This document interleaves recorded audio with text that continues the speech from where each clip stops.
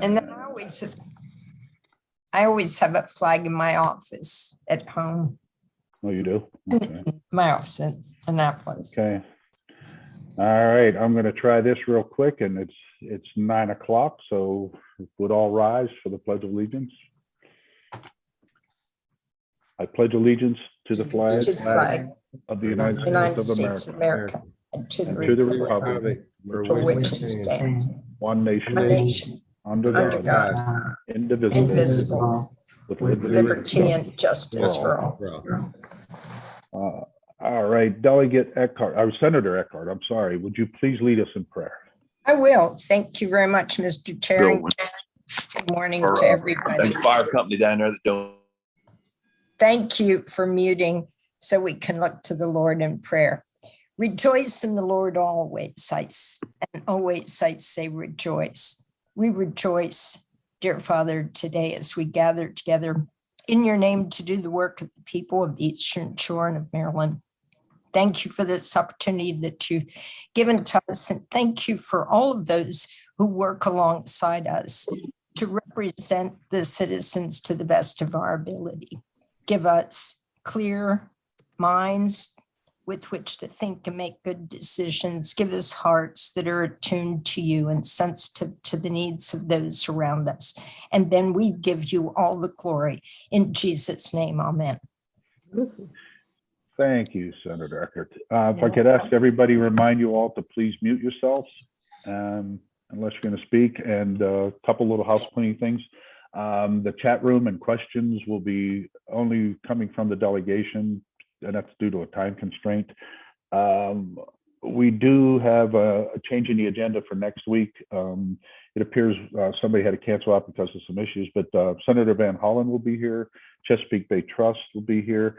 And what we're going to do with the rest time is try to give the delegation an opportunity to talk about legislation that they feel is important moving forward, and just really an open round table sort of thing for everybody to talk about.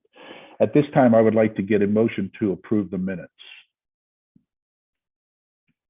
So moved. Do I have a second? Second. All those in favor, say aye. Aye. Aye. Okay, so moved.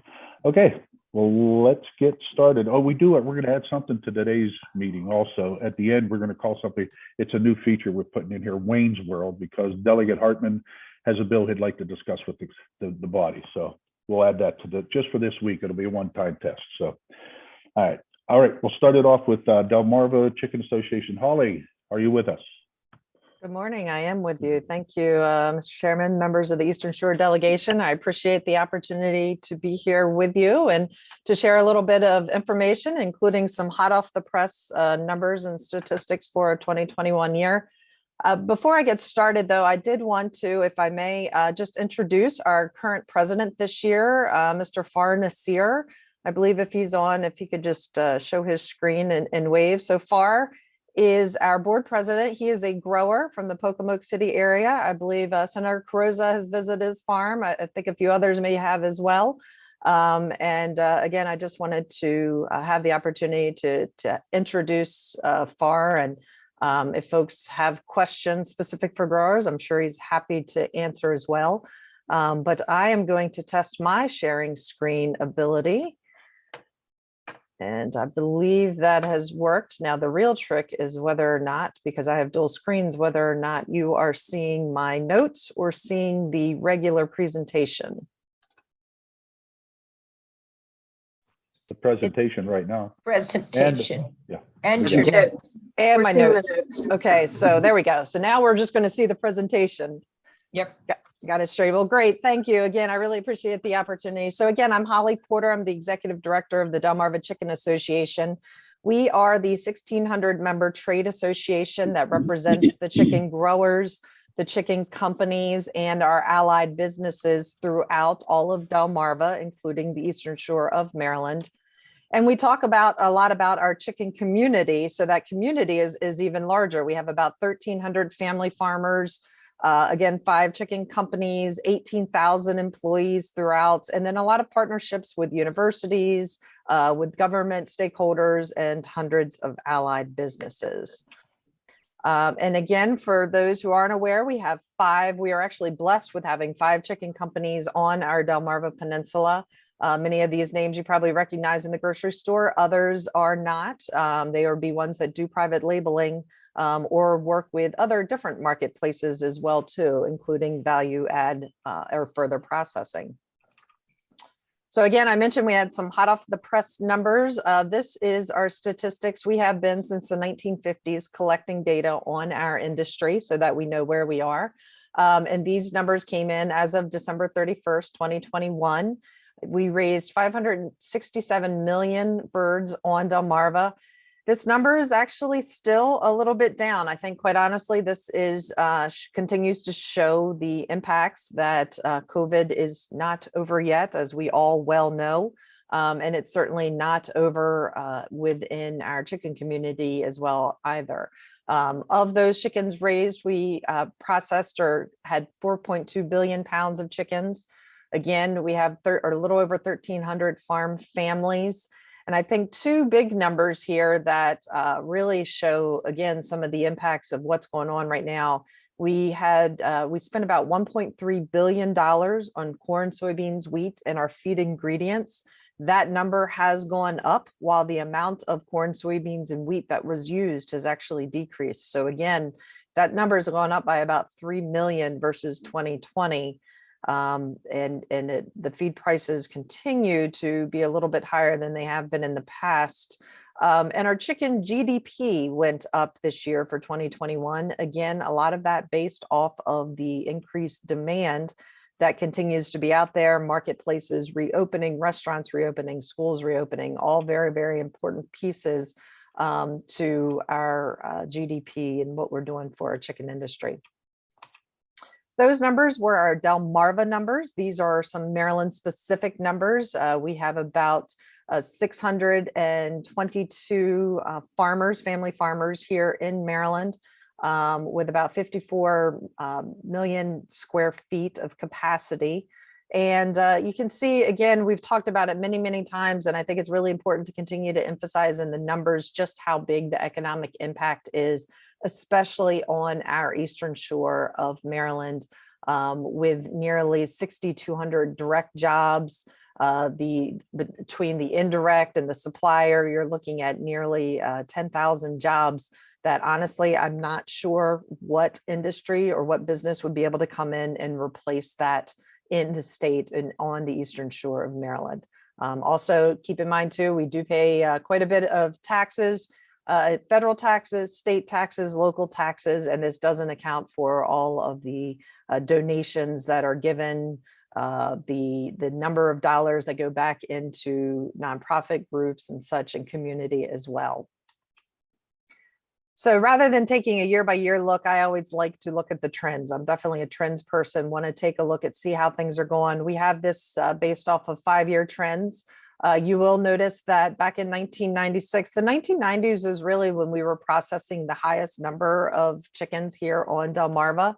And of course, I think we know that quite a bit has changed in our farm practices, our regulations, and our environmental practices since the 1990s as well too. The number of chicken houses, again, in the 90s, we definitely had a lot more houses. The houses that we have now are larger in size, also a lot more efficient, and allow for farmers to be able to have more houses and still be able to work those as well. Our number of growers continues to have a little bit of a decline over the years. And again, a lot of that goes back to the efficiencies. And what I was pointing out is that one farmer is able to have, about 4 to 6 houses and be able to do that work in those houses without having additional employment.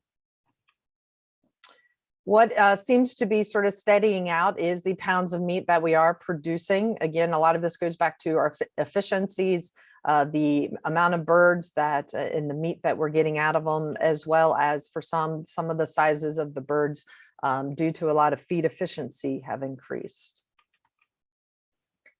And as I mentioned, the feed cost in the 2011, you can see about that 10-year period. So it was about 10 years ago that we had another sort of time frame where Feed costs definitely increased within our area. Great news for the third leg of our three-legged stool, our grain farmers, but of course for the animal ag world, this also is the greatest expense that we have as well too. And those expenses have definitely increased in 2021. And the other good news too for our growers is that our contract payments continue to go up over the years to the growers. So those are some statistics. I know I went through them quickly, and I'm happy to share these slides after the fact as well too. But wanted to talk about a couple hot topics that are out there currently right now. High path avian influenza. I think we have shared many times, and the delegates are aware that this is a very concerning virus for our industry. And we do know, as a matter of fact, late last night, we did send out a notice to our members that high path avian influenza is in our area in the wild waterfowl. It is not in commercial flocks. I want to make it very clear. It has not been found yet in any commercial flocks, backyard flocks, anything of that nature, but it is in our wild waterfowl. They are often the carriers of it. They do not show the signs, but they are carriers of it. So we have emphasized over and over again the importance of enhanced biosecurity. We want to make sure that our growers, our companies, our allied businesses are absolutely taking all the precautions that we must have. If you're talking with any of your constituents, the other thing that I think is really important to share is that biosecurity goes beyond our commercial flocks and also into our backyard flocks. We really want to make sure that anyone that you know that may have backyard flocks, it's extremely important for them to register with the Maryland Department of Agriculture. It is not for big government keeping an eye on you. Honestly, it really is for, in our minds, the protection of the commercial industry. We need to know where these backyard flocks are and make sure that we're doing all of our part and working together and not spreading avian influenza. A couple other sort of hot topics. There's been a lot of things in the news about inflation and chicken shortages. I'll start with the shortages part. There is no shortage on the end of on production. I know there are times where even I've walked into the grocery store and we may not have seen some full meat trays with the chicken, but then I'll go back or somebody will put something out on Facebook. They've gone back 6 hours later and it's fully stocked. Just like everything when it comes to supply chain, there are a lot of gaps in it right now between the Omicron with COVID, between, just other general shortages. That's really what you're seeing in the grocery store. It's not necessarily coming from our production. We are still producing, again, as I told someone the other day, I do not have a concern that there will be a chicken shortage out there. Tampons. So the other thing I think that has made a lot of press is there was a lot of talk about, again, these rising costs, the rising cost of meat and chicken in the grocery store. I think there was some discussion on the federal level that the meat and poultry industry was the cause of inflation. And we would like to very clearly say we are definitely not the cause, but we are feeling it just like everyone else as consumers and as businesses. And I just pulled some numbers there to show, and 1 week for the January Consumer Price Index, chicken was up about 9%. Gasoline is up 58%. Propane is up 34%. Those are all inputs into processing and producing chicken as well too. So I think it's really important to keep in mind that unfortunately inflation is across the board for us as consumers as well as businesses. I wanted to touch on our ambient air monitoring project that I've shared before, I believe, with this committee. So again, we are continuing that ambient air monitoring partnership that is between the Delmarva Chicken Association, the Keith Campbell Foundation for the Environment, and the Maryland Department of the Environment as well too. We have 2 stations on the Lower Eastern Shore, one in Princess Anne, one in Pocomoke City. We have a station in Horn Point, which we've actually discontinued as of April of this past year, mainly due to the fact that we really weren't getting any statistics or numbers from it. And then we have a station in what I'm calling an urban suburban area for up until December of this year. That was located in Old Town in Baltimore. That station has moved out to still within an urban suburban area. As I understand, MDE just basically changed their lease with Old Town and no longer were able to have the station there. Had nothing to do with our project in particular. It was their overall ambient air monitoring. The two locations that we have on the lower shore, you see that one in the Pocomoke City area has nearly 70 houses within a 2-mile radius, and there's a number of chicken farms even outside of that 2-mile radius. And then within our Princess Anne area, we have significantly less chicken houses. And of course, in Baltimore, there are no chicken houses that I'm aware of, maybe some backyard flocks. So again, we're really pleased with this project. We've started collecting data in April of 2020, and this is a summary as of December 2021. This is for PM 2.5, or it's called fine particulate matter. There is a national ambient air standard of 35 parts per million. I don't know if I've read that right. This is where I'm certainly not the scientist. But I think the important part really is if you look at the average value across the board, we're pretty much right in line in all of our areas, in all of our houses. Again, the Horn Point is the one that we did discontinue because you'll see as we go through, that really wasn't getting us a lot of information. But I think what is important is, again, seeing when you compare the hourly, the average, the median, we're pretty much all in the same factors.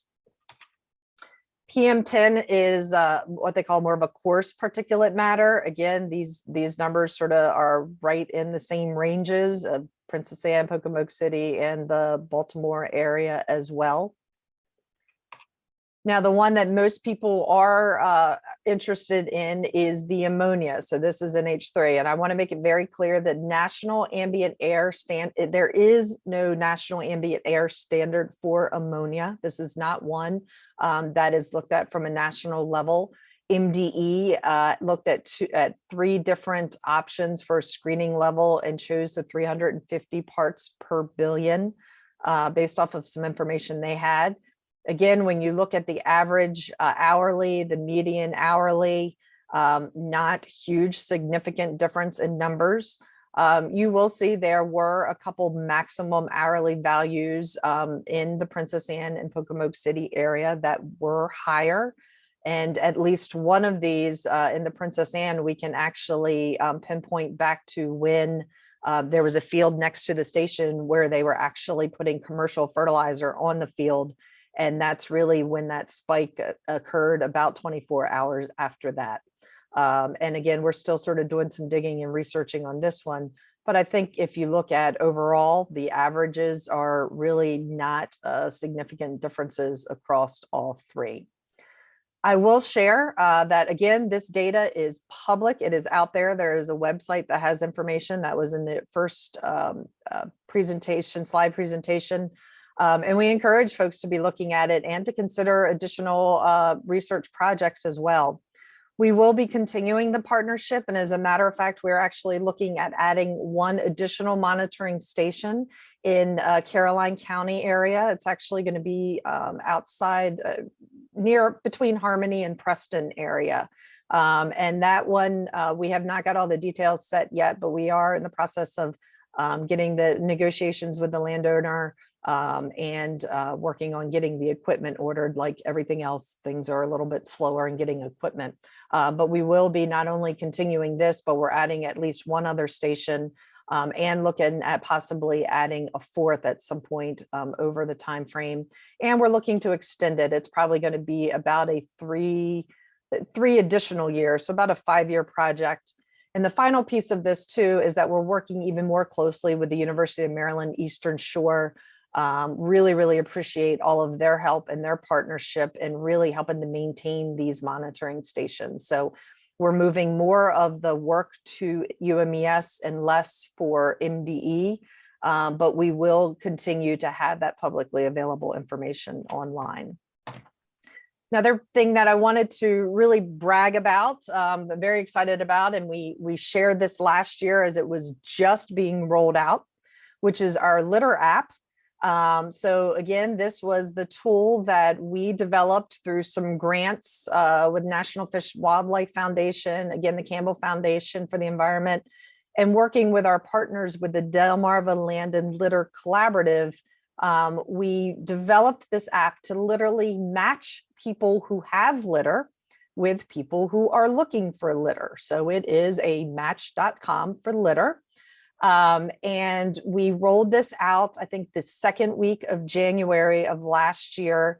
And I'm pleased to say that in the little over 1 year time frame, we have more than 450 registered users. We've estimated about 272 connections. So again, that's sort of the matches, that's the conversations that have occurred. You'll see down here, there's a message aspect. That's what folks can message each other and say, hey, I see you have litter available, I'm looking for it. And those conversations can occur. And we've estimated nearly 60 transactions that have occurred as well too, using this app. I will share that in the month of December, there were 4 Maryland farms that were looking for a little over 7,500 tons of litter. So I think there's been a couple things. First of all, this has been a great tool in connecting folks. But number 2, I think it's a great tool in showing that, again, there is not excess litter out there. It is really just getting litter to the people who can use it and the places that are looking for it. Again, all based off of their nutrient management plans that they have as well too. So we've been really, really pleased with this. We've gotten a lot of really good feedback. And we've also gotten a lot, quite honestly, of national attention of folks wanting to see it going further. I'm going to talk briefly on bills that we are supporting, bills we are opposing, and bills we have concerns of. I'd always love to think we have a few more bills that we're supporting, but it's still early. But I did want to mention one that we're working really closely with the Maryland Farm Bureau and the Maryland grain producers on, in having an exemption for sales and use tax on electricity that is used for raising livestock, used in irrigation, used in grain storage. Currently, that exemption is very clear for manufacturing. The state of Maryland has made it very clear that manufacturing and food, or the production of food, should be exempted from sales and use tax. We've had that for a number of years. What has not been clear is whether or not those farms who are on commercial accounts are falling under that exemption. And so we have worked with the comptroller's office, and again, working with Farm Bureau, want to just make that very, very clear that, yeah, sales and use tax on electricity should be exempt. We don't have a bill number for that yet, but stay tuned for that coming out.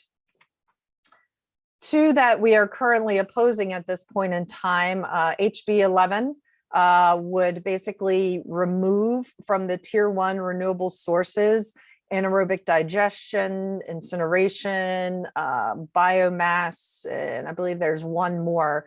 From our perspective, this would mean some of the really exciting projects that have either been researched through the Alternative Waste Manure Management Fund from MDA, or even projects that have sort of done their own work. Bioenergy DevCo is one, Clean Bay Renewables is another one.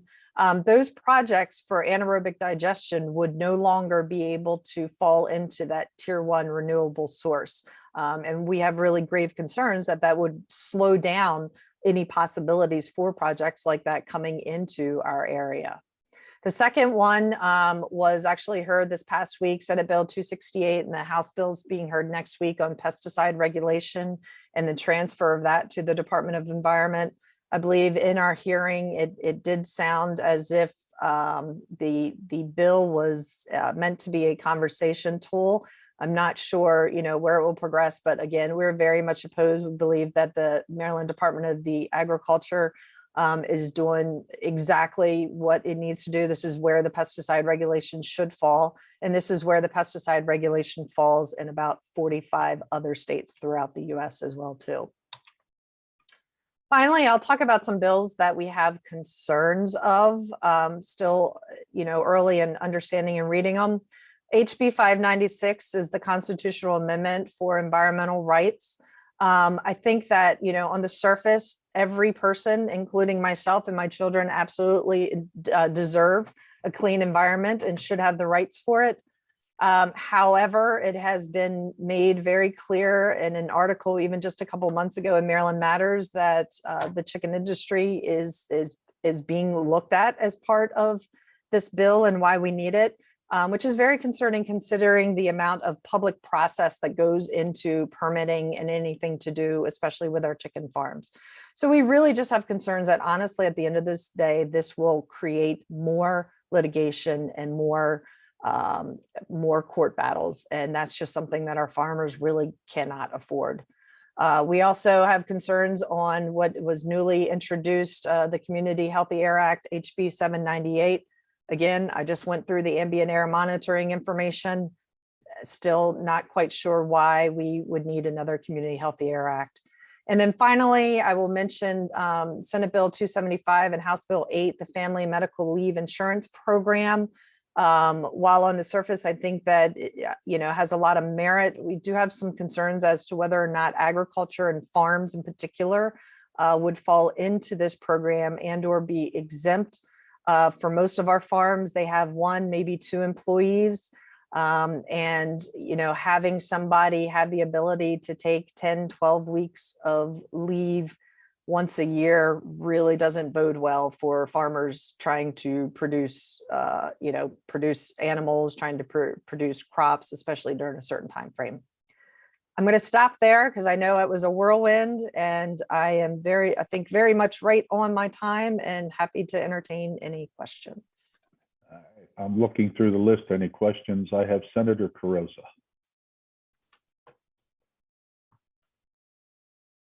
Go ahead. Go ahead, Senator. You need to unmute. You need to unmute, Mary Beth. Thank you, Mr. Chair. There you go. It's always a great Friday when we have our friends from Delmarva Chicken Association with us. Thank you. Holly. I want to first congratulate DCA on receiving the 2021 Agricultural Ambassador of the Year by the Salisbury Area Chamber of Commerce. And FAR was there, and I have enjoyed my past visits there. So thank you. My question, Holly, I think it's more on coordinating with us as we continue to move forward. You've been doing a really good job of giving us information when some reports come out on the other side, and giving us good factual information, good updates on the voluntary air monitoring program. But I can tell you right now, the pace in Senate Education, Health, and Environmental Affairs is really picking up, and I know that's the same for House E&T.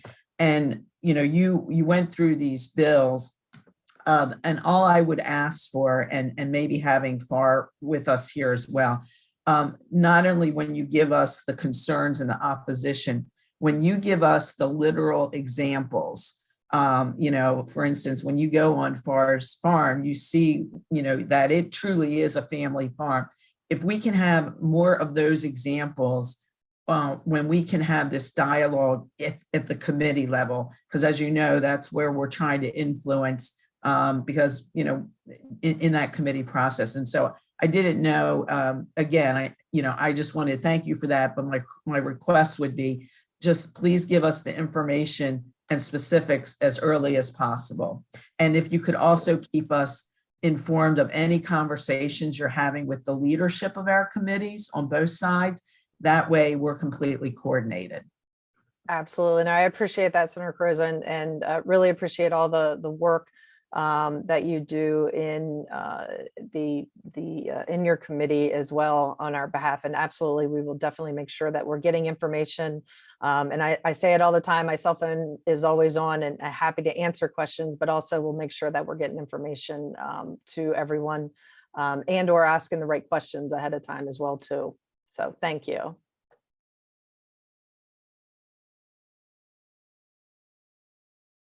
Oh, I think Mr. Chairman, you're muted this time. I knew that. I was seeing if you were paying attention. Delegate Sample Use, I'm sorry. Thank you. Good morning. I was looking, Mr. Chair. I saw you took my little hand down, so maybe you'll acknowledge me. Good morning, everyone. Thank you, Holly, again for your presentation. And I do appreciate the outreach, the proactive outreach that you're doing and have done. Just a couple of questions for you. Just wanted to check in with you to see if you've had an opportunity or will be doing an environmental justice presentation with the Legislative Black Caucus. That's one. And then the second is the bills that you reference as being concerns. Will you be testifying on all of those? Well, it's just 3 technically, but making the bill sponsor aware specifically about HB 798 that, you know, massive work has gone on into this subject over the years. And we're at a different point in this issue, because I remember times it was just no, no, no. And I said, we need to move to the middle of getting the information. So those are my concerns. And then for House Bill 596, I will follow up with that bill sponsor and just kind of reiterate the goal is not to harm the chicken industry. And I hope that if you are testifying on that bill, that is made clear.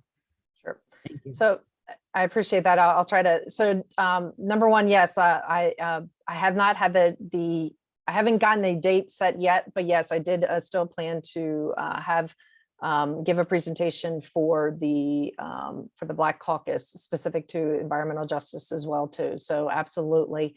For the Community Healthy Air Act, yes, absolutely. We will have discussions with the sponsor. That bill really just came out, I think 2 days ago or showed up 2 days ago. So, and I think the text actually just appeared this morning. So it's still very, very new. And that's why it's on the concerns list. We do have a process within DCA and sort of how we support or oppose bills. And we haven't even had the chance to discuss it. I don't think I'm going out on a limb and saying that we will likely oppose that bill, again, based off of the conversation you just mentioned and the work that we've done. And the same as well, too, we really have not had that opportunity yet to dive in and to take positions on, the environmental rights bill. I just know, again, specifically, there was an article, in Maryland Matters a couple months ago talking about a very specific case that occurred and was led by the Citizens Against CAFOs. And, again, the concern is that particular instance, it was the public process that allowed that, was out there because it was a farm that was in an ag zoned area of the county. It was going through all the steps of the permitting process, where again, there's a lot of public process that can occur. And so, sort of the question in our mind is that farm did all of the right steps, all of the right things. What else would a bill like this do for the citizens? And, my only thought, quite honestly, is it would have been a lawsuit. So that's where our concerns are, and we certainly will, share that as we, move through and really take a look at those bills a lot deeper, and can certainly, follow up as well with the sponsors and have those discussions. So, Okay, thank you. And Mr. Chair, just one little follow up. So, yes, reach out to the bill sponsor specifically on that 596, and I will do the same as well. But also just know that it's also a broader subject, meaning that just in Linkwood, we had issues with Valley Proteins and the community had concerns. So it's not just, I would say, our poultry industry, but it's also many other environmental and water issues as relates to other industries. Thank you. absolutely. Thank you. Holly, I had a couple of quick questions. You hit on something about inflation, and like many of us, who's benefiting from the rising cost in chicken? I mean, you go to a wings place, and the wings are now $2 a piece. Can you tell me how that money is being spent and where it's going and who's getting it? Shoo.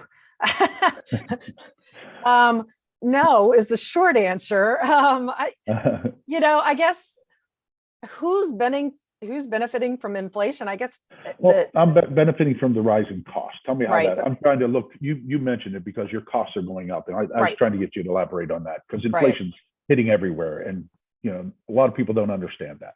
Absolutely. No, I mean, I'm not sure that I would say that really anyone is benefiting. So, there's a rising cost in chicken in the grocery store, but there's a rising cost in getting chicken to the grocery store as well, too. So, and then ultimately as consumers, we're paying it, no matter what that is. So I'm not sure that, it goes hand in hand to say, well, chicken went up by 25 cents a pound, and that 25 cents is now going all to the bottom line or the profit line of a chicken company or of the grocery store or any piece.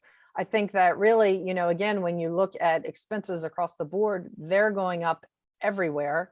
Our expenses, and quite honestly, it's quite more likely that the expenses are exceeding even the rising cost of the chicken, getting to the grocery store as well.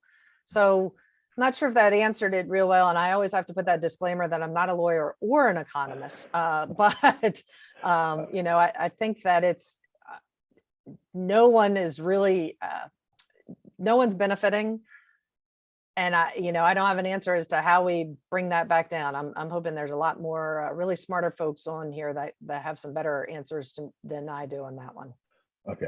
Again, it was really an awareness thing that it's hitting everywhere, and even a chicken wing. And I want to emphasize that. The other thing is, and I'll be done. And we have one more question after me. But you showed this slide that said we have fewer growers than we did last year. Is that because they're being bought up, or are they going out of business? Honestly, I think it's a combination. I mean, there are farmers who are retiring. I even laugh as I say that because retirement and farming don't always go hand in hand, as I have a father that's going to unofficially retire by the end of this year. Ha ha ha. So again, it's farmers who have sort of gotten to the point they don't have farms to hand them down. Or it may be that, they've sold their houses to another farmer to lease or to manage. And the other aspect of it too is that we also have a number of houses that are well into their 40, 45 years old. And at some point in time, the farmer has to make the decision. There's only so much upgrades that can occur to make those houses efficient. And so then they really have to decide, whether we keep going and put in additional upgrades, or, we choose to step back. So it's a little bit of a combination of everything in that one. Okay, we'll run a little long. Last question, Delegate Jacobs. Thank you, Delegate Ernst. Holly, a couple months ago, in talking with some of the chicken companies, they were at that time experiencing some labor problems in processing and really finding it hard to fill the entire orders because, quite frankly, just didn't have enough labor in the processing end. Where are we on that?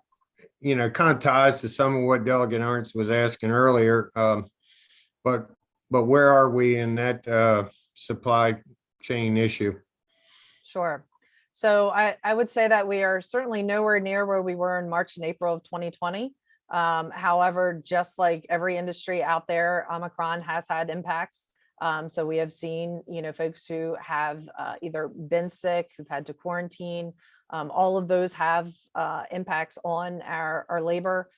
Truck drivers, that's been a big one that I've heard, shortages with the truck drivers, whether it's to deliver the chickens, to pick up chickens, to deliver feed.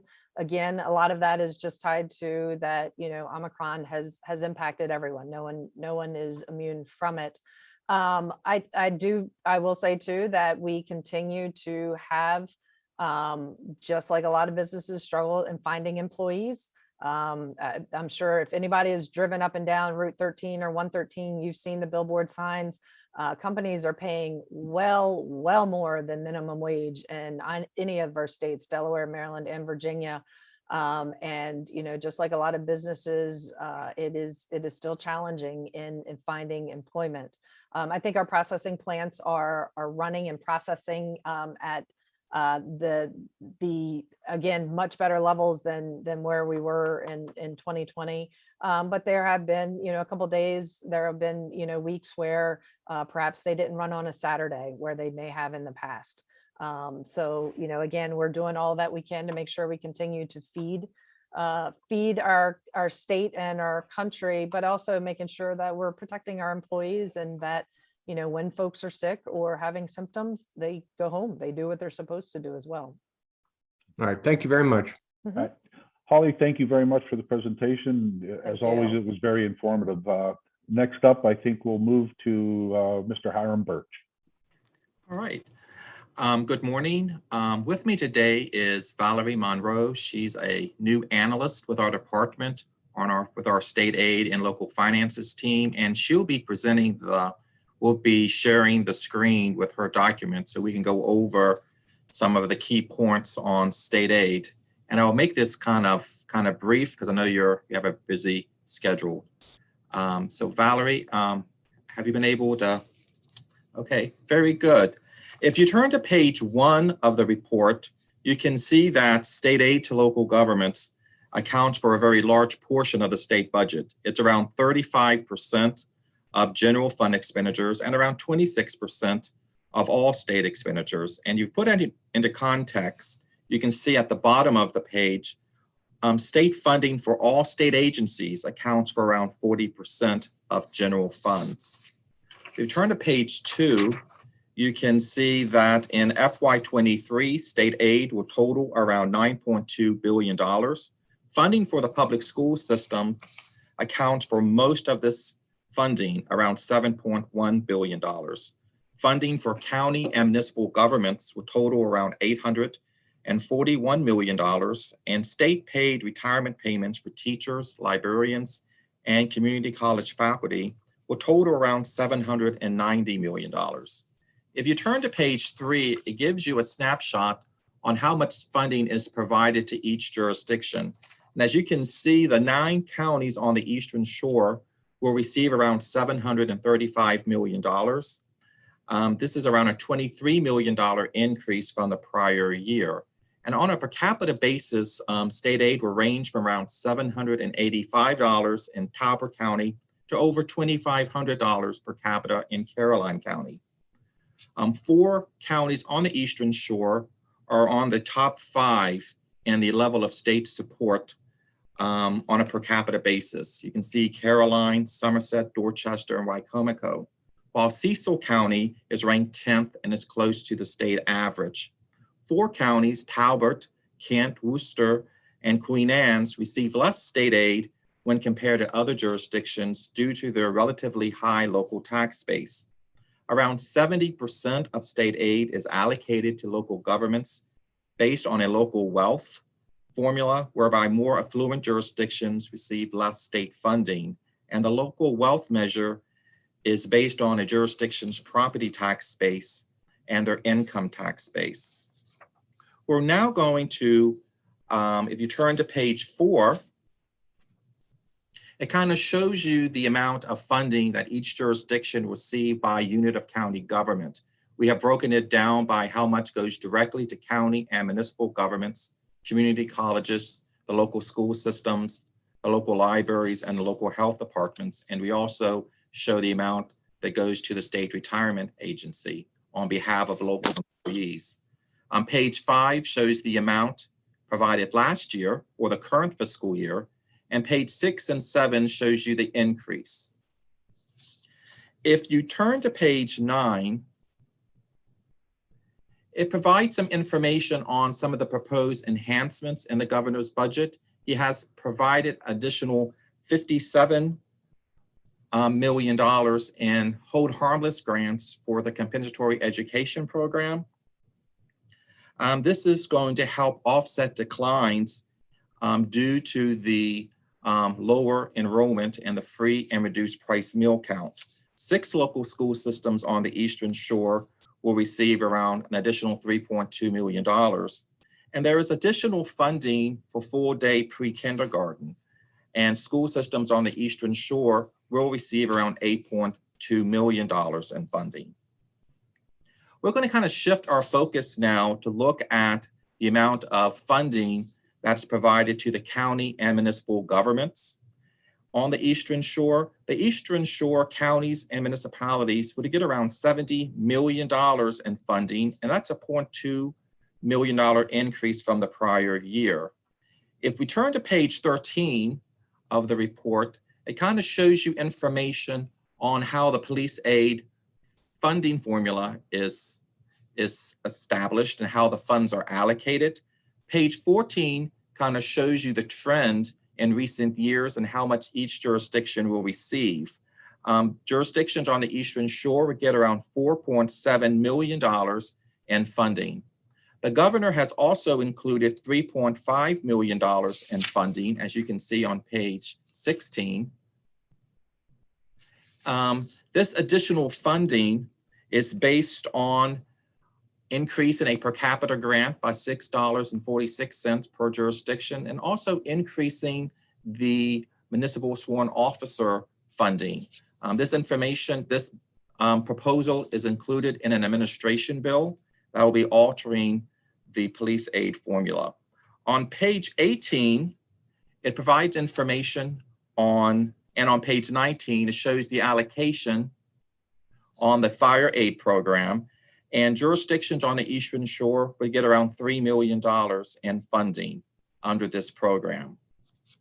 Page 22 and page 23 provides information on the level of state support for the local highway user revenues. And you can see on page 23 that the local governments on the Eastern Shore would get around $18.2 million in funding under this program. And page 24 breaks it down to how much goes to the county government and how much will go to municipalities in each jurisdiction. And for shore counties, the county governments would get $9.5 million in funding, and the municipalities would get $8.7 million. When we turn to page 25, it provides some information on the disparity grant program. And this is one program that really affects Eastern Shore jurisdictions. 5 counties on the Eastern Shore, Caroline, Cecil, Dorchester, Somerset, and Wicomico, receive funding under this program. And as you can turn to page 26, you can see that the amount of funding provided to shore counties is around $24 million. But this program, as you are aware, is affected by a mandated funding cap that caps each jurisdiction's funding to what they received in 2010. However, subsequent legislation has created a minimum funding level. And right now, the minimum funding level is set at 75% of the formula allocation if you have a 3.2% local income tax, which most of the jurisdictions on the Eastern Shore has. That's affected by this program. Caroline, Dorchester, Somerset, and Wicomico all have a 3.2% local income tax rate. However, if we turn to page 27, you can see that around $8.2 million in funding of the program is capped due to the cap provision. So that's the funding that, for example, in Wicomico County, based on the formula, they should receive around $14.3 million under the program, but they only received $10.7 million, of which $3.5 million is capped out. So this program is still affected by the cap provision.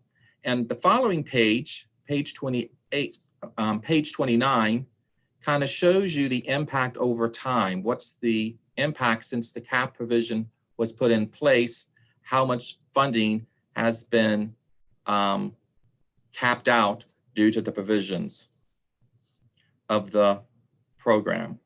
Page 30 provides information on the gaming impact aid grants, and Cecil County will receive around $5.3 million. In Worcester County, we get around $5.4 million. We're now going to shift our focus to education aid. And if you turn to page 31, you kind of see the amount of total state aid that's going to public school systems in 23. On a statewide average, the per pupil funding is around $9,000. You can see from the ranking that many school systems on the Eastern Shore receive a very significant amount of funding. Five local school systems receive support above the state average, with Somerset County receiving the highest amount at around almost $17,000. Page 36 provides a snapshot on how much funding is provided under the Blueprint initiatives. And here you can see that local school systems on the Eastern Shore will receive around $42.2 million in additional state funding under the Blueprint initiatives. Some of this additional funding, $4.2 million, is for supplemental instruction. $15.2 million is in concentration of poverty grants, and around $17.2 million is for full-day pre-kindergarten. In addition, if you turn to page 37, you can see that a considerable amount of state education fund is based on targeted student populations, with Eastern Shore school systems receiving around $183 million in targeted grants under the Compensatory Aid Program, the English Language Learners Program, and special education. Now, student enrollment counts is one of the primary factors that drives education aid. And if we turn to page 46, it kind of shows you the change in the full-time equivalent student enrollment in the last 2 years. And you can see that student enrollment is projected has dropped by 0.7%. And this is based on the September 2021 enrollment count compared to the September 2020 enrollment count. Only 2 school systems on the Eastern Shore, Worcester and Wicomico, experienced an increase in their student population. All of the other systems had a decrease this year.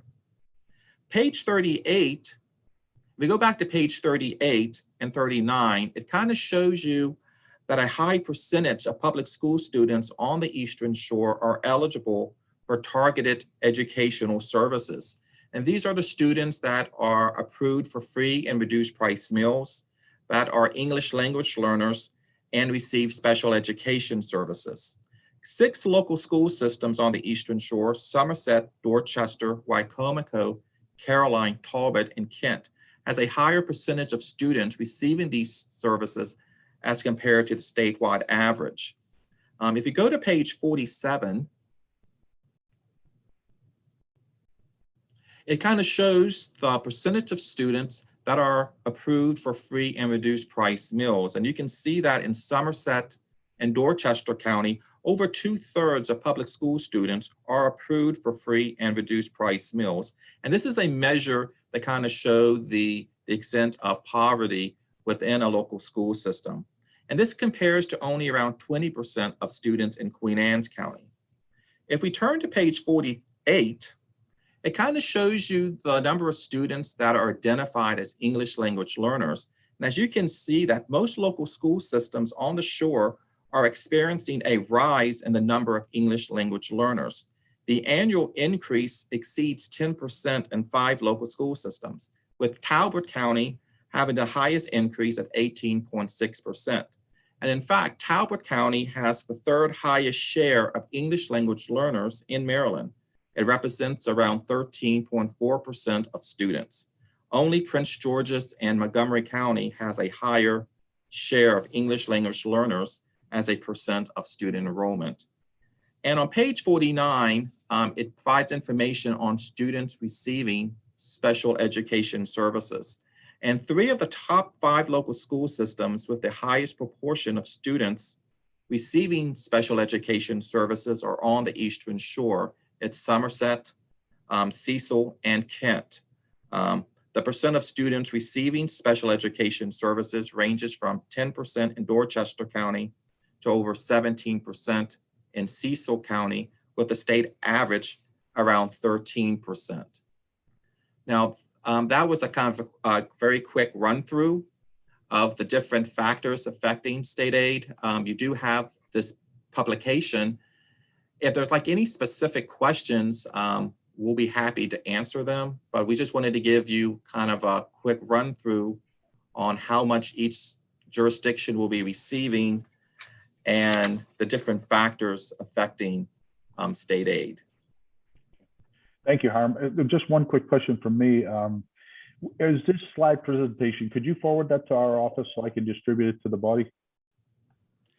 Yes. Does your members have this presentation already? They possibly will, but I think some other people are looking for it. If you would just forward it over to Okay, my we office, will. I'll distribute it. Okay. Very First good. up, okay, first question from Senator Carrozza. Thank you. And thank you, Hiram, for this presentation. It's always thorough and very helpful in our deliberations throughout session. And I guess I'm trying to link back on December 20th, the Eastern Shore of Maryland Educational Consortium sent a letter to the governor and to the leadership of the Senate and the House, highlighting the challenges created by the pandemic. And specifically tying it to your presentation, they noted that that the need to hold harmless the provision tied to student enrollment. And obviously your numbers reflect that. And they also highlighted the need to adjust funding formulas in recognition that there's going to be a need for additional funds for farms, free and reduced meals, and the students who qualify for special education services. And I guess in your presentation, you showed us the numbers, but it looks to me that this is all, some of this is obviously being tied together given the challenges from the pandemic. Correct. If we go to back to page 9, one of the issues that's happened this year in education funding is that there was a significant drop in the free and reduced price meal count. And to address this, the governor provided an additional $57.3 million in funding enhancements to prevent funding for compensatory aid to decrease in local school systems. So in addition to what was required under the formula, he put in this supplemental amount. The other formula programs were basically increasing this year because this was the first year of the full phase-in of the first year of the implementation of the current legislation. So there were significant increases in funding for the foundation program. And with the rise in the number of English language learners, that program also increased this year. So the governor's, the concerns with the decline in student enrollment was addressed through the Hold Harmless grant for compensatory education. Correct. And then as we're looking at the other, especially the shore counties where we have the, the need in the free and reduced meals and special ed, I think part of this, when we have to keep in mind that that Kerwin was put together pre-COVID. So now I think we have to go back and, I've been raising the point that we may need to take a step back and really look at the fact that the policies we move forward with Kerwin obviously did not anticipate COVID, where we now have had this significant strain on lost learning due to virtual. So, and then stressing, the other areas as well. So I think that it looks to me that the information you presented certainly highlights that fact.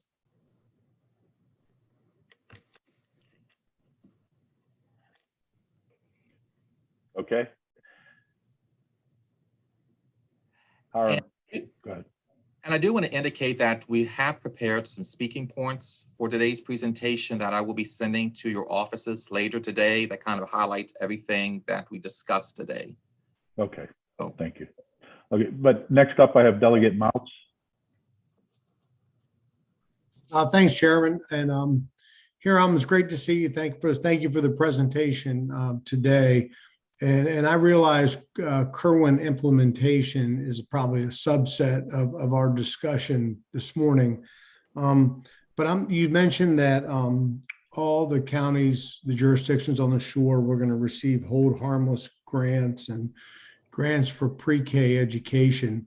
Do you have any information on how much they're going to receive and how that's going to be allocated, both of those two programs? And I guess a follow-up to that is the implementation is a very hot topic in Talbot County. I know there was a pretty controversial Board of Education meeting last night. The funding expectations or predictions have not been met, and they are at a crisis situation immediately right now. And that was predicted to be, I guess, 2026 down the road. But if you have any comments on that, I'd be very interested to hear your thoughts. Okay. Regarding the Hold Harmless grant, that information is provided on page 9. 6 local school systems will be on the Eastern Shore will be receiving additional funding. I think Talbot, in Worcester, and Caroline will not be receiving additional funding because their funding under the existing formula was not declining. So, and that funding is around $3.2 million. And the additional funding for pre-K, for full-day pre-K, is also provided on page 9. Mm-hmm. It's the discretionary amount that the governor put in above what was required. It should be noted that the governor provided additional funding for compensatory education and full-day pre-kindergarten, which was in lieu of him funding the Education Effort Index. As you see on page 9, Baltimore City and Prince George's was scheduled to receive $125 million in funding under that program. That was not funded. However, the governor did provide additional funding for compensatory aid and full-day pre-kindergarten. So Exhibit 9 kind of shows you the offset of what happened to that. In regards to the blueprint implementation, the department released a report earlier this month in January that kind of shows what the impact will be on each jurisdiction. And so I can forward that information to your office and we can probably sit down and discuss that. It's kind of go over that more in detail, but that information has been released. I'd like to do that, and Okay. We'll contact you after this briefing. Thank you. Thank you. Next up, Delegate Sample Use. Thank you, Mr. Chair, and thank you, Mr. Birch, for the presentation. Unfortunately, my screen froze when we were on the fire and rescue part of your presentation. I just want to understand what was there was additional funding in that area. Because I know some of our municipalities are trying to grapple with or are grappling with whether or not to utilize federal funds to try to get some additional fire equipment. And does this allow for additional assistance in that area for our fire service? Right. The fire and rescue program is budgeted at $15 million, and the jurisdictions on the Eastern Shore will receive around $3 million of that funding. But that's the same level of funding that was provided in prior years, as you can see on page 19. The program that got enhanced this year was the police aid formula. If you turn back to page 16, Valerie, it kind of shows you on a county by county basis of how the additional $45.9 million will be allocated to each jurisdiction. It's based on population and the number of municipal sworn officers. So you can see that the program's funding on a per capita basis will go up by around $6.46. The amount of funding per municipal sworn officer will go up by around $1,000. And the municipalities on the Eastern Shore's funding will almost double. Right now, they receive around $4.7 million in police aid. And under this proposal, they would get around $3.5 million. Now, this funding, the police aid formula is a mandated formula that is required by legislation for the governor to put the money in. But the mandate is only the existing 4.7 million. This police aid enhancement, the money is in the budget, but it is not mandated. The governor has introduced an administration bill that will make this mandated, but the General Assembly will have to approve whether or not the police aid enhancement funding gets implemented this year. So this is a decision that the General Assembly will have to make. If you go back to page 15, Valerie, this money of the existing police aid formula is statutorily required. So this is a given unless legislation is introduced to change it. But page 16, these funds have to be approved by the General Assembly this year. Okay, thank you very much. Okay. Thank you, Mr. All right. Chair. Thank you. At this point, all questions are gone. Hiram, I can't tell you how much we appreciate you coming in and tailoring this to the Eastern Shore. Any other comments or questions? But thank you very much. And Valerie, thank you. It's good seeing you. Thank you. Good seeing you too. Thank you. Next up, I'd like to go over some stuff. Delegate Hartman, would you like to take the floor? Let's see, he's on the phone right now. I'm sorry. Wayne, you ready?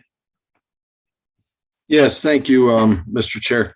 So I brought an email forward. I don't know if anyone had a chance to see it yet. Worcester County was asking for the ability to raise their room tax by 1%. Thought it was something that would just simply affect Worcester County. Learning more about our form of government, Worcester County is a code county.